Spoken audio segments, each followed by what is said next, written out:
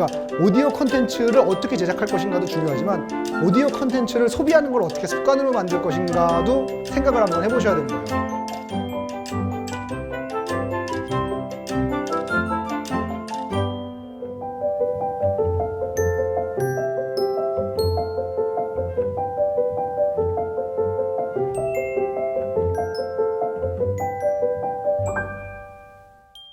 그 오디오 콘텐츠라는 거는 사실 이렇게 그런 구분이 콘텐츠에 있어서는 무의미하다고 저는 생각은 해요.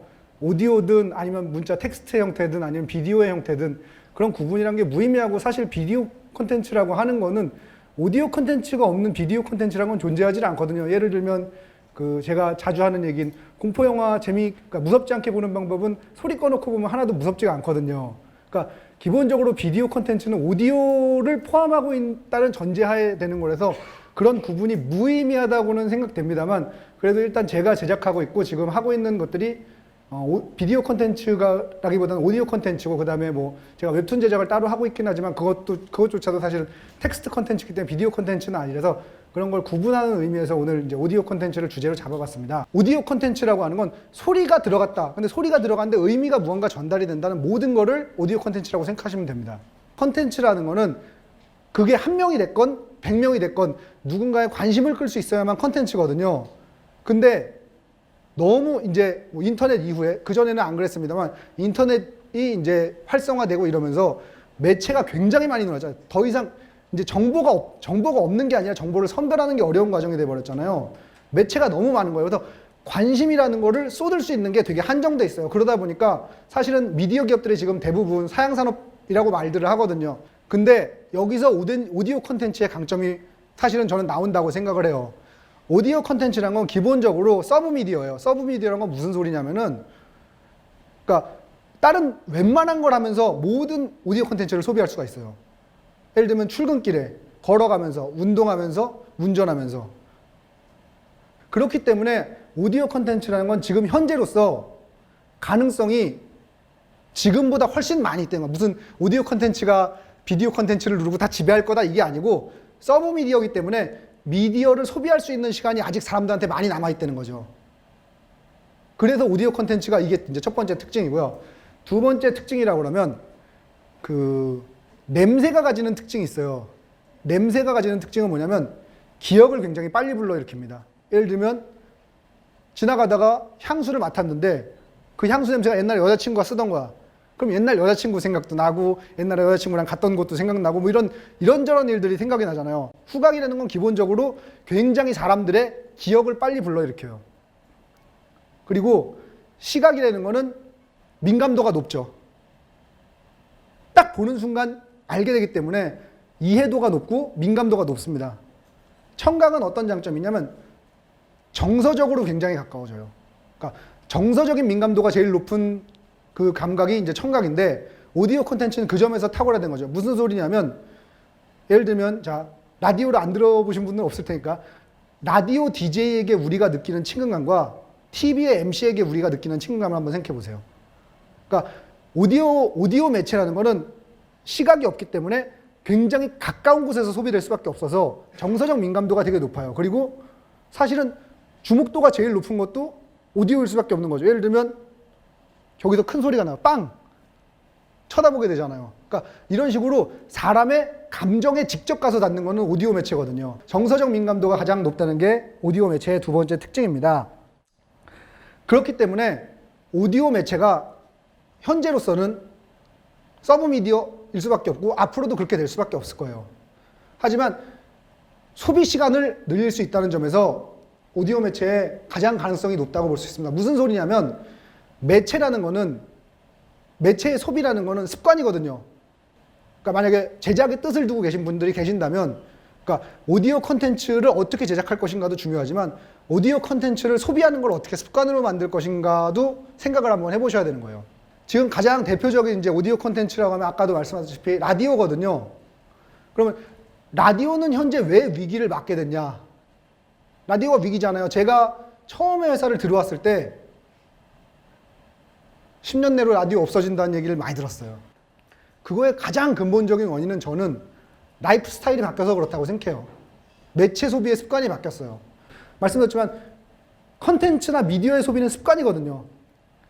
잘 생각해보시면 알 거예요. 새로운 컨텐츠나 미디어가 등장했다고 해서 선뜻 소비하게 되는 사람 많지 않아요. 그런 사람들 이제 우리가 얼리 어답터라고 부르는데 보통 안 그래요.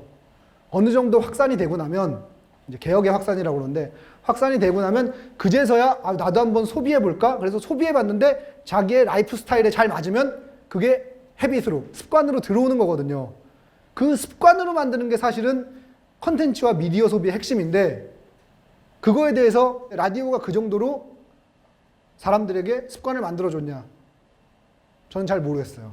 그래서 사실은 라디오의 최대 위기가 3, 4년 내로 기다리고 있다고 저는 생각합니다.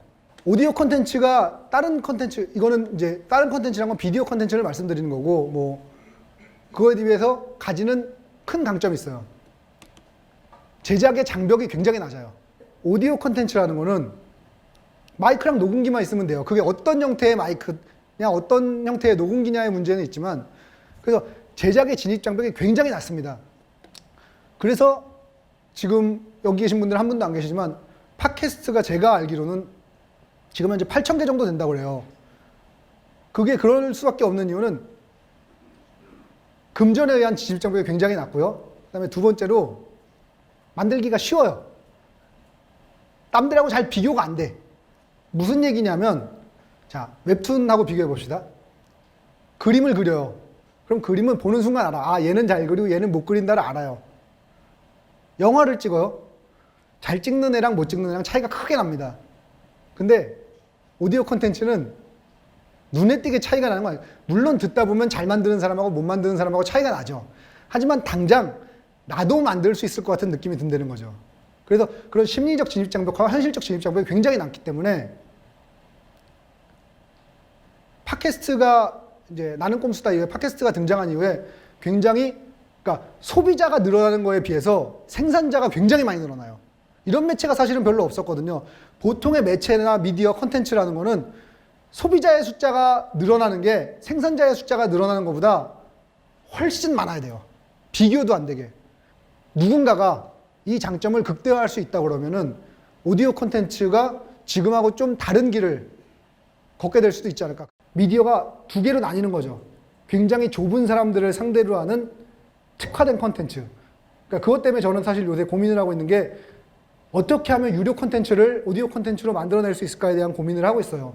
그게 뭐 가능하다 아니다를 떠나서 어떻게 하면 오디오 콘텐츠가 유료 콘텐츠가 될 수 있을까. 유료 시장, 무료 시장 이런 식으로 해서 시장이 두 개로 나뉘면서 앞으로는 디지털 전환을 하면서 이제 수신기가 충분히 보급이 되면 그런 두 가지 시장으로 성립을 하게 되지 않을까 싶고요. 오디오 콘텐츠에 뜻을 주신 분은 지금 한 분도 안 계신 것 같으니까 그냥 기본적으로 콘텐츠를 만들어내는 사람으로서 제 마음가짐에 대해서 말씀을 드리고 싶어요. 제일 중요한 마음가짐. 내가 콘텐츠를 제작한다. 제일 중요한 마음가짐이 뭘까요? 네? 대중성. 대중성 중요하죠. 또 뭐가 있을까요? 네? 꾸준함. 꾸준함이 중요합니다. 지금 꾸준함이라고 말씀하셨는데 저는 조금 바꿔서 말씀드리고 싶어요. 내가 그 일을 계속할 수 있는 동기가 필요해요.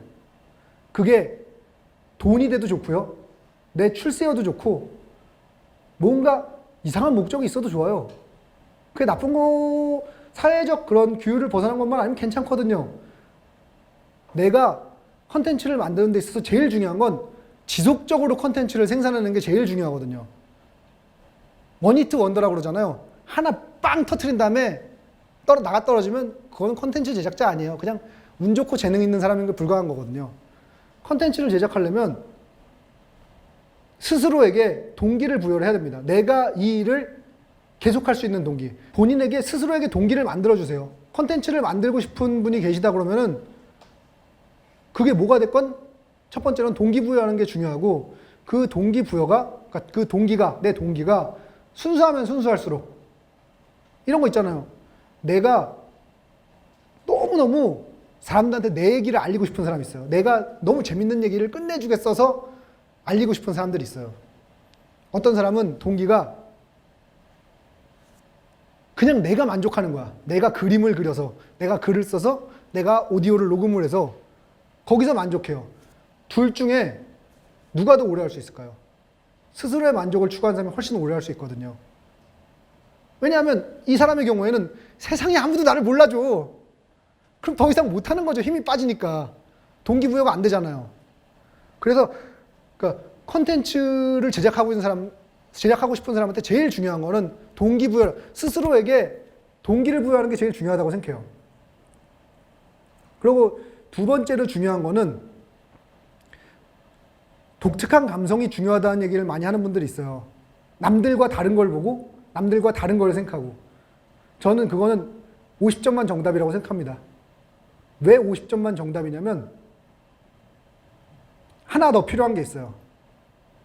내 독특한 감성이 사회의 일반적인 감성과 얼마나 다른가를 알아야 되거든요. 무슨 얘기냐면 컨텐츠를 만든다는 거는 오디오 컨텐츠든 이야기든 굉장히 얇은 선탁이에요. 여기까지는 독특한 거지만 거기서 한 발짝만 더 나가면 미친 거예요. 그거를 구분할 수 있어야 된다는 거죠. 내가 일반적인 대중의 감각하고 얼마나 멀리 떨어져 있어야 되나. 이거를 이제 제가 글을 배울 때는 마음속의 독자라고 했고 지금 이제 라디오 PD를 지망하는 친구들한테는 마음속의 청취자라고 표현을 하는데 내 마음속에 내가 사회적으로 일반적으로 사람들은 이 정도 생각할 것이다 라고 생각하는 누군가가 서 있어야 된다는 거죠.